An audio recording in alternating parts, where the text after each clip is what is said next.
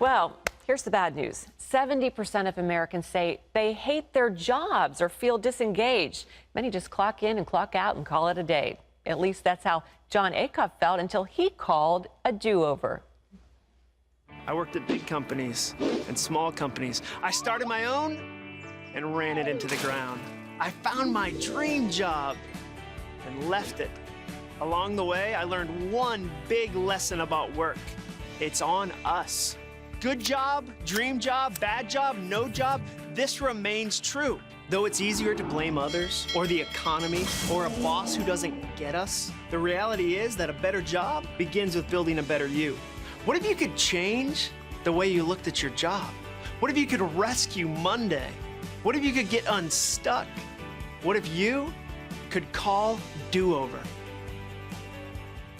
All right, well, Jon Acuff joins us now. His new book is called, as you just heard, Do-Over. It's available nationwide. Jon, welcome to the program. Thanks for having me, so Wendy. Nice to meet you.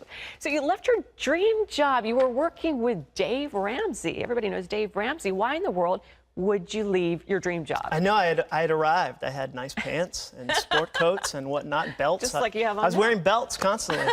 No, it was a great job, but when it's time to go, it's time to go. You just knew after 3 years.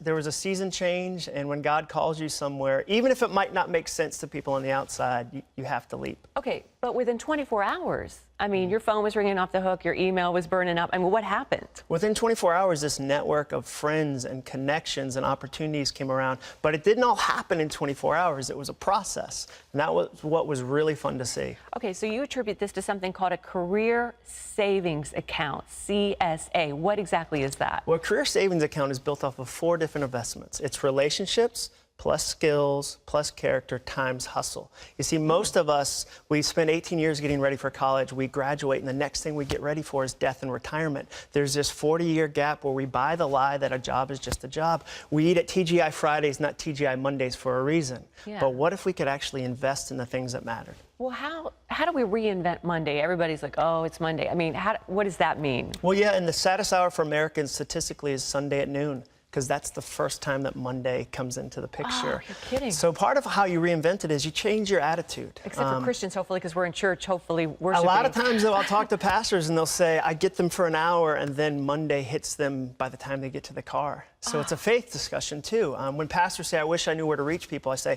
I know where they are 40 to 60 hours of the week. What if we were on purpose about our careers? You know, our work life is, we go to school, we major in something hopefully we're interested in, and then we work for, 30, 40, well, if you're Pat, forever. Yeah. But why do people stay in jobs they hate, Jon? Well, there's a number of reasons. One, it's fear. I had a dental hygienist tell me, Jon, I can't look for another job. There's a lot of unemployed dental hygienists. And I said, well, so is what you're saying until every dental hygienist has a job, you can't look for a new one? Sometimes it's fear. Sometimes it's we're busy. We say we're really busy, and then you look at stats and go, the average 21-year-old plays 10,000 hours of video games by the time they're 21. We have time. It's about making time for things that matter. Yeah. So what I challenge viewers today is to say, if you're going to spend 40 years doing it, I dare you to spend an hour this week being on purpose about, is this the right job? Could I be better at my current job? It's not about hating your job. It's about figuring out how to give the most to where you're employed. What I tell young, usually journalism students or any young person is, follow your passion. Do you tell people that to follow does your passion eventually lead to money? I think it can. I think the big thing as far as follow your passion, follow your dream is give it time. I tell college students, graduating from college is a huge do-over. Leaving the military is a huge do-over. I always tell college grads, your first job won't be your dream job. It's your first job. It's your first job, not your dream job. Well, you had to make a couple of career changes, leading up to your dream job. Even how can people handle these situations? Because changing a job, it's one of the most stressful things you can do. It can be really stressful. One is to have the right network of friends. You need friends in your life that'll ask you hard questions. We all have that cheerleader friend that'll say any idea we have is good. You need a smart friend that'll slow you down and say, you're being impulsive, you're being impatient, right. You actually have a good job right now, you're looking at it the wrong way. So it's not enough to be brilliant, it's not enough to have skills. You gotta have friends. It's a combination. Relationships get you the first gig, skills get you the second, hustle gets you every gig after that. Okay, well, what are you doing now? You left your dream job. We know you're a best-selling author. This is your 5th book, so we know you're writing. What did you do after you left? Well, I worked on this book. I wrote this book because I needed it first, and then I traveled the country to see if other people are going through transitions, and they are. Everyone is in a transition right now with our economy, with our culture, and so I'm writing books. I'm going to companies to help them figure out, how do you have fulfilled employees? They produce better work. Right. So let's figure that out. And then I'm going to, networking organizations, and it's been a lot of fun to help people around the country. Even when you're in your dream job, sometimes you can feel stuck. You can get in a rut, or you can just feel like, how do you get out of that? Well, the way that you get unstuck is you learn something new. It's impossible to get stuck somewhere old if you keep learning something new. So skills are the hammer that helps you break through a ceiling. And so old dogs can learn new tricks. Not that I'm an old dog, they but, have to. But we can all feel like that. Well, for me, for instance, I write a blog and asked a room full of high schoolers, who here reads blogs? And none of them raised their hand.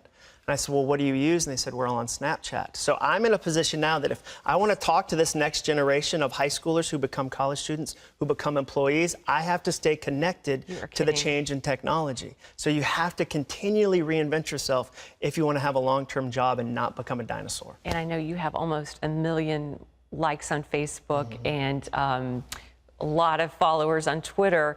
And that's kind of important now, especially if you're doing what you do and what I do, and if you're in the media, and for a lot of folks. Well, it's important for everybody. I mean, today is the smallest social media will ever be. It only gets bigger every day. Wow. So you might not have a job yet that depends on social media, but going forward, your relationships, your connections, new job opportunities are going to happen via social media. So what have you learned about your own do-overs that you can pass on to us? That it takes patience, that it always takes longer than you want, that it's not easy. Nothing that matters is that you need friends that'll ask you hard questions. Leaders who can't be questioned end up doing questionable things. Show me a church who fell or a business who fell, and I'll show you an isolated leader. Right. Well, this is the best career book ever written, according to Seth Godin. Is that his name? Yeah, Seth Godin. Seth Godin. So if you're just starting out, or if you need a do-over, you want to get this. The Fast Company named it as one of the books that you should definitely read this year. It's called Do-Over, Rescue Monday, Reinvent Your Work, and Never Get Stuck, and it's available in stores nationwide. Jon, great to meet you. Thanks for having me, Wendy. That was great.